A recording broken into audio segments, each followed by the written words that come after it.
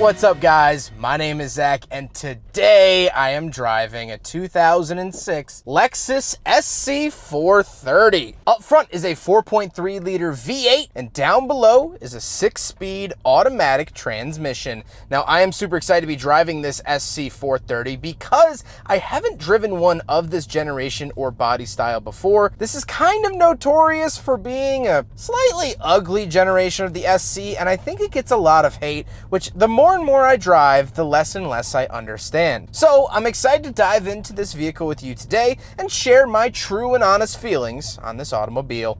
But if you would like to share your vehicle with me and have it reviewed here on the channel, you can head on over to my website, zackpradel.com/submit. It's a quick and easy submission form, takes under a minute to fill out, and I come out to you. But let's get back to that 4.3 liter V8 known as the 3UZFE. Well, this particular version makes 288 horsepower, and it's shared in a bunch of other Lexus products, most notably the Lexus LS430, which it became pretty famous with. It's an evolution of the 1UZ engine, which was a 4-liter V8 that they started using in the early 90s, and it is world-renowned for being very stout, very reliable, and making a decent amount of power while it's at it. However, the accommodations don't stop there. It's also an incredibly smooth engine, with Lexus themselves in advertisements revving the engine up to redline on a dyno while champagne glasses are on the engine bay. The only thing you really have to keep up with these is the timing belt, but that's gonna go with pretty much any car. Now, like I said, paired to it is a 6-speed automatic, which this was actually the first year that was offered. Previous SC430s came with 5-speed autos. For the 2006 model year, they switched it to the 6-speed,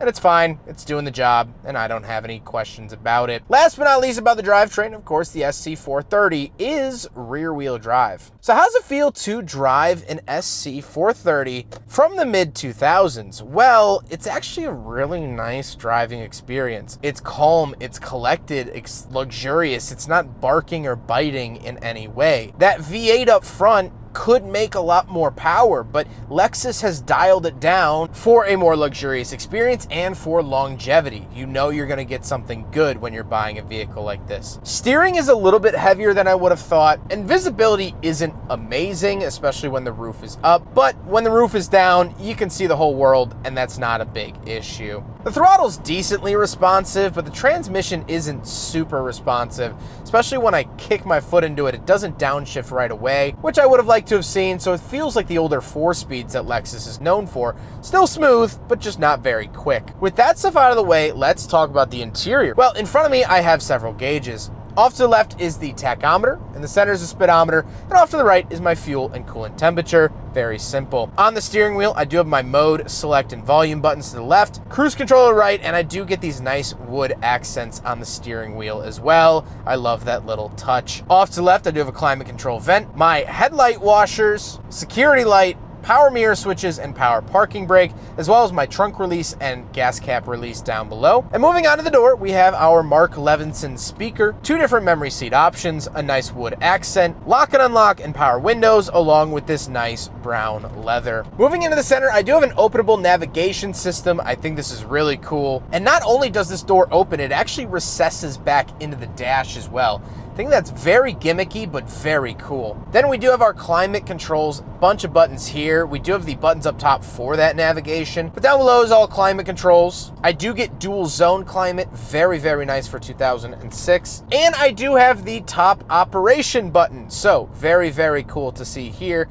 in the SC430. Then we have another button to open up the radio. I guess Lexus really didn't want you knowing what you were able to do in this car because they hid it behind a bunch of doors. But we do have a 6-disc CD changer, and we have a cassette player. Now, the reason I point out this cassette player is because according to Wired.com, when the SC430 hit the end of its production run in 2010, it was the last major manufacturer vehicle to have a cassette player in it. The very last one, all the way as late as 2010.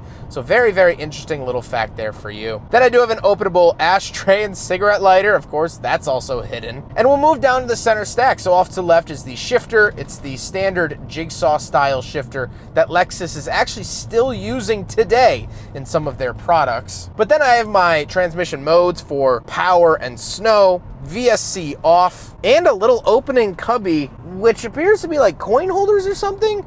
Seems rather useless in my opinion. Off to the right, however, we do have cup holders. We will do a big friggin' bottle test here in the SC430. And of course, I didn't expect it to pass. It doesn't pass. It's very rare that pop-out cup holders do, so par for the course in the SC430. Then I do have my seat warmer options, a center console, and we'll talk about the seats. This whole interior has this really nice brown leather. I love the midnight blue exterior with brown leather. And when I got in the car, it did smell kind of like a Porsche 911. I think it's just the leather that they use, but it smells like a German car, and I love that. I think that adds to the feeling of it really, really well. However, speaking of seats, we do have back seats, kinda. So we'll do a back seat review. I have heard your comments, and you've told me that for coupes, you're supposed to get in on the passenger side, not the driver's side. So that's what I'm doing here today. I don't think it's really gonna make a whole heck of a lot of a difference, but yeah. So I'm gonna scoot this all the way up until it's in Kentucky, essentially. And now I'm gonna get in the back. I imagine this is gonna go similarly to the SC, or the LC, excuse me, the LC 500. Oh! All right, listen, these back seats are awful, and I don't really have much more to say about that. However, I do get my own little compartment back here, but with the seat in its driver's position, how I would be driving it, there's not a little bit of foot room. There's actually no foot room at all. It is touching the seat behind it. These seats are terrible, but I told myself like 5 years ago, I said it publicly, that if there are back seats, I will sit in them, and boy, do I eat my words every single day. Let's take a look at the trunk. All right, around the back of the SC430, we do have a little trunk button here. There we go. Pop it like that and pull it up the rest of the way. Now, I did put the top up for this portion because this is where the convertible top goes. So you can put little items up here when the top is up. So if you plan on using it as a hardtop coupe, which I forgot to mention, this is a hardtop convertible, which is super, super neat. But anyway, something I find very interesting is that this privacy cover, when you pull it out, and you can retract it, which is very nice.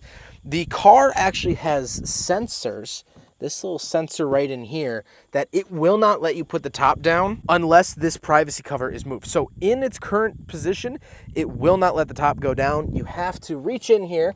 They give you this little strap. There you go. You reach in here, you pull this out, and you gotta set it in like there, and now the top can come down. But let's get rid of this for the time being. And normally this would go right here, but it's missing that little piece, which is totally fine. GPS voice navigation CD goes in there, as the trunk has swallowed me up. Yeah, there we go. These struts are a little old, but we do have some decent cargo space in here. We can pull this up, and we do get some roadside things. This would be a optioned spare tire well right there if you had the spare tire, but just like that, actually pretty decent trunk space when the top is up. But we are going to want to play with the top, so we're going to put this back into its position to allow that to happen. Now we have to talk about the looks. Here's the thing. Jeremy Clarkson of Top Gear / the Grand Tour said this is one of the ugliest vehicles ever made, and actually won their list for ugliest vehicle. And now getting up next to it, looking at it, soaking it in, I have to wholeheartedly agree in the reverse, which is just a dumb way of saying I disagree. I actually really like the look of the SC430, especially in this color combo. The owner has painted the wheels to add the black centerpieces to sort of mimic the LC 500. We'll talk about that in a second. But I think at some angles, I actually really, really like the SC430. I think it got too much crap in its day for being quote unquote ugly. It's not. It's actually decent and rather handsome in certain lighting, so I can't hate on it at all. I really, really can't. With all of that being said, let's get on to my final thoughts. What do I think driving 2006 Lexus SC430. Well, I really like it. I think it's refined. I think it's luxurious. I think it's comfortable. And dare I say, I'm happy with this car. I would happily own one of these. It's one of only 3 convertibles that Lexus has ever made. This, the IS convertible, and the LC500 that they currently make, that's it. Lexus hasn't made all that many. So to be driving a Lexus convertible on its own is such a special thing. But now throw in the fact that it has that fantastic 3UZ engine. Now throw in the fact that it has the beautiful midnight exterior with the brown leather on the inside. Well, now this car starts to make a lot of sense. But why did these get so much hate? Why did people scoff in disgust when they saw this car? It can't just be the looks. Well, I have a couple of theories. First of all, I do think some people don't like the look of these, and most of these were sold in silver, and I have to say the silver is not a flattering color for the SC430. Fair. But I think there's a couple more things. First of all, this is coming off the back of the outgoing SC400 and SC300 that had either the 2JZ engine or the 1UZ, which are both fantastic engines.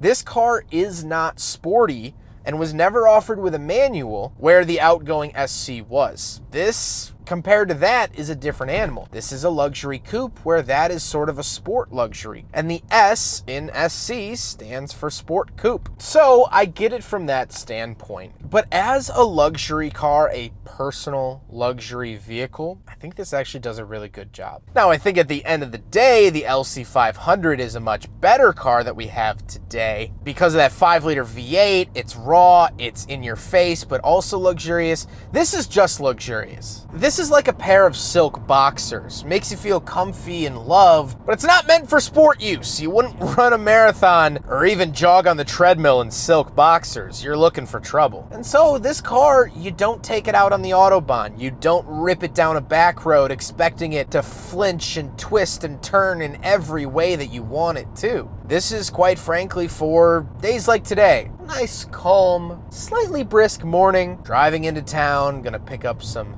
lunch, gonna grab some groceries, maybe bring a suit to the tailor, and I'll be on my merry way. So if you remove the surroundings of the SC430, the previous gen, and now the LC, if you take those away from your mind, remove the name from this car, it's very good. It was ruined by its peers, and I don't think that that's very fair to the SC430. I hope you guys enjoyed the video. Huge thank you to Jacob for letting me take out his SC430. I was so excited to finally review this generation of the SC. I had seen them around, I knew they existed, but I'd never driven one. And so Jacob has allowed me to achieve that goal. He's been absolutely awesome to work with. I've driven several of his vehicles here today that you've either seen on the channel or will be seeing on the channel. So I'm always excited to work with new, awesome people like Jacob. But I hope you guys enjoyed the video. Don't forget to rate the video, comment on the video, and subscribe if you really liked it.